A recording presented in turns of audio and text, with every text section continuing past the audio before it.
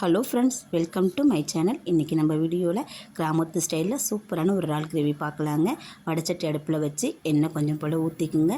எண்ணெய் காஞ்சதுக்கப்புறம் கடுகு சேர்த்துக்குங்க. கடுகு நல்லா பொரியட்டும். பொரிஞ்சதுக்கப்புறம் கருவேப்பிலை கொஞ்சம் போல் சேர்த்துக்குங்க. கருவேப்பிலை வதங்கினதுக்கப்புறம் 2 மீடியம் சைஸ் வெங்காயம் சின்ன சின்னதாக கட் பண்ணி எடுத்து வச்சுருக்கேன். பெரிய வெங்காயம் தாங்க. அதையும் அதில் சேர்த்துட்டு நல்லா வதக்கி விட்டுக்குங்க. கண்ணாடி பக்குவத்துக்கு நல்லா வதங்கட்டும். எந்த அளவுக்கு வெங்காயம் வதங்குதோ அந்த அளவுக்கு கிரேவி டேஸ்ட்டாக இருக்குங்க. வெங்காயம் இந்த அளவுக்கு வதங்கி வந்துட்டு கூடவே 2 பழுத்த தக்காளி அதையும் சேர்த்து நல்லா வதக்கி விட்டுக்கலாம். தக்காளி பழமும் நல்லா வதங்கி வரட்டும். 2 நிமிஷம் நம்ம அப்படியே விட்டுறலாங்க.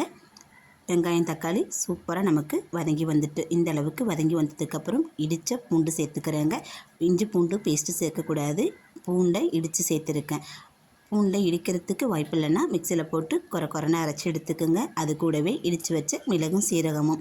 மிளகு நிறையா சேர்த்துக்குங்க. மிளகாத்தூள் சேர்க்குறவங்களா இருந்தாக்கா மிளகை நிறையா சேர்த்துட்டு மிளகாத்தூளை கம்மி பண்ணிக்கோங்க. மிளகு உடம்பு வலியை போக்கும். பூண்டு வாயு பிரச்சனையை தீர்த்து வைக்கும். சீரகம் சீரான உடல்நிலையை வச்சுக்கோங்க. இந்த 3ஐயும் நல்லா இடித்து சேர்த்துக்கோங்க. சேர்த்ததுக்கப்புறம் கழுவி வச்சுருக்கிற இறாலை இது கூட சேர்த்துக்கலாம். இறாலை சேர்த்ததுக்கப்புறம் கிளறி கொடுத்து மூடி போட்டு மூடி வச்சிடலாங்க. தண்ணி எதுவும் சேர்க்கக்கூடாது. இறால் அதுவே தண்ணி விட்டு வரும். அதுக்கப்புறம் நமக்கு தேவையான அளவு தண்ணி சேர்த்துக்கலாம். இதை மூடி போட்டு மூடி வச்சிடலாங்க. 2 நிமிஷம் கழித்து இதை எடுத்துட்டு இதுக்கு தேவையான அளவுக்கு உப்பு சேர்த்துக்கலாம். இப்போவே கொஞ்சம் போல் தண்ணி விட்டு வருது பாருங்கள். உப்பு சேர்த்துட்டு மேலும் மூடி போட்டு மூடி வச்சிடலாங்க. ஒரு 2 to 3 நிமிஷம் வேகட்டும். இங்கே பாருங்கள், இறால் இந்த அளவுக்கு தண்ணி விட்டு வந்துட்டு இதை கிளறி கொடுத்துட்டு இறாலுக்கு தேவையான மசாலா பொருளை நம்ம சேர்த்துக்கலாம். இந்த இறால் கிரேவிக்கு நம்ம வீட்டில் அரைக்கிற குழம்பு தூள் மட்டும்தாங்க சேர்க்குறேன். நான் வேறு எந்த தூளுமே சேர்க்கலை. இதில் சீரகம், மிளகு, சோம்பு, மஞ்சள் தூள், மல்லித்தூள் எல்லாமே கலந்துருக்கிறதுனால இந்த ஒரு தூள் மட்டுமே போதும். நீங்கள் தனித்தனியாக சேர்க்குறதா இருந்தால் தேவைக்கேற்ப சேர்த்துக்கோங்க. இதில் நான் மிளகாத்தூளும் சேர்க்கலை. குழம்புத்தூளில் இருக்கிற காரமே போதும். அது கூட மிளகும் நம்ம தட்டி போட்டுறதுனால எங்களுக்கு காரம் கரெக்டாக இருக்குங்க. நீங்கள் காரம் செக் பண்ணிவிட்டு சேர்த்துக்கோங்க.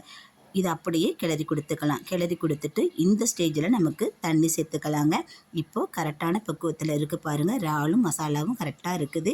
இந்த ஸ்டேஜில் நம்ம தேவையான அளவுக்கு தண்ணி சேர்த்துக்கலாம். குழம்பு மாதிரி வேணும்னாக்கா கூடுதலாக தண்ணி வச்சுக்கோங்க. கிரேவி பக்கத்துக்கு வேணும்னாக்கா இந்த அளவுக்கு தண்ணி ஊற்றிக்குங்க.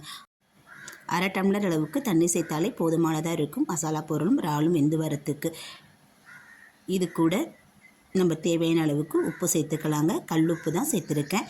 முடிஞ்ச அளவுக்கு கல்லுப்பி சாப்பாட்டில் சேர்த்துக்குங்க. தூள் உப்பு சேர்த்துக்காதீங்க. உப்பையும் சேர்த்து கிளறி கொடுத்துட்டு இதை மூடி போட்டு மூடி வச்சுருவோம். இதில் உள்ள தண்ணி எல்லாமே காஞ்சி நல்லா வற்றி வரட்டும்.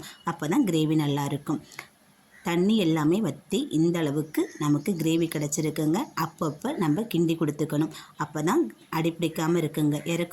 போது கொஞ்சம் போல் மல்லி இலை தூவி இறக்கி ரசம், சாம்பார், தயிர் சாதம் இல்லை வெறுமனையே சாப்பாட்டோடு பிசைஞ்சு சாப்பிட்டு பாருங்கள். அவ்வளோ டேஸ்ட்டாக இருக்கும். ட்ரை பண்ணி பார்த்துட்டு எப்படி இருந்துச்சுன்னு உங்கள் ஃபீட்பேக்கை என் கூட ஷேர் பண்ணிக்கோங்க. வீடியோ பிடிச்சா லைக் பண்ணுங்கள். சேனலை சப்ஸ்கிரைப் பண்ணி சப்போர்ட் பண்ணுங்கள். நன்றி.